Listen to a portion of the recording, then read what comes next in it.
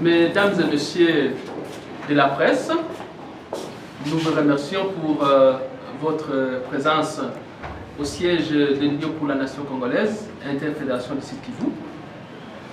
En fait, l'on a fait appel à vous pour annoncer la tenue d'une marche pacifique qui s'organise ce vendredi 28 mai 2021 dans la ville de Bukavu et dans d'autres territoires, Walungu et Uvira. Et une marche qui a comme objectif de réclamer, d'exiger la libération et l'acquittement de l'honorable Vital Kamerhe, notre président national, injustement condamné dans le procès dit des 100 jours.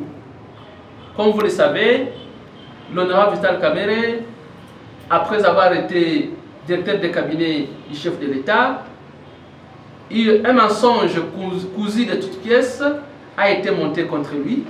Et voilà, il s'est retrouvé en prison, condamné pour 20 ans, au motif que c'est un détourneur de la nation ou des fonds de la République.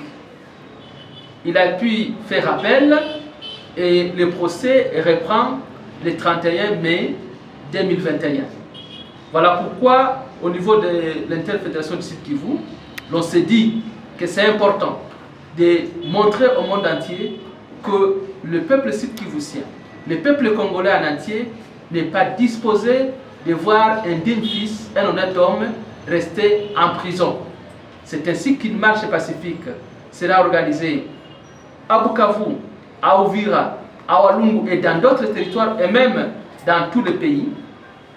Mais particulièrement pour ce qui est de Bukavu, cette marche partira de la place Moulamba et un mémo sera déposé au niveau du gouvernorat des provinces. Donc la marche va chuter au gouvernorat des provinces où un mémo sera lu et déposé. La marche commencera à partir de 9h juste et tout le monde sera à pied. C'est une marche pacifique, ce n'est pas une marche violente. Nous avons déjà écrit à la mairie est informée, nous sommes dans le régime d'information. Jusque-là, nous n'avons pas encore reçu un message contraire parce que nous avons fait le devoir citoyen d'informer à la mairie. Et donc la marche, dès l'instant que nous avons informé, la marche sera bien organisée. Qu'est-ce que nous pouvons demander aux militants? C'est de demander à tous les militants, à tous les sympathisants, à tous les électeurs de l'honorable Vital Kamerhe d'être présents physiquement à cette marche.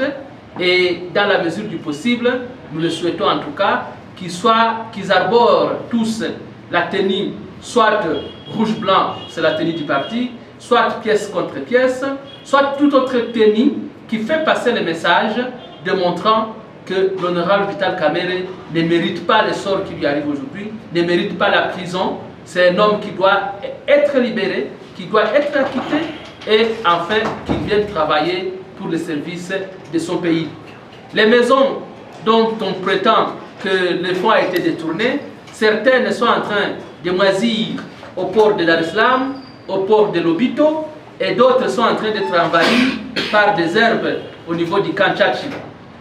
Ce qui signifie concrètement que l'honorable Vital Kamerhe n'a pas été arrêté dans un dossier parce qu'il a détourné, mais c'est comme ça que nous disons à l'INC qu'il s'agit d'un procès politique. Et donc nous allons marcher. Ce n'est pas pour la première fois, nous le ferons chaque fois jusqu'à ce que l'honorable Vital Kamerhe retrouve sa liberté et vienne se mettre au service de la nation comme il s'est toujours engagé. Et le message pour cette marche, c'est quel message concrètement que vous avez? Le message, c'est exiger la libération et l'acquittement de l'honorable Vital Kamerhe.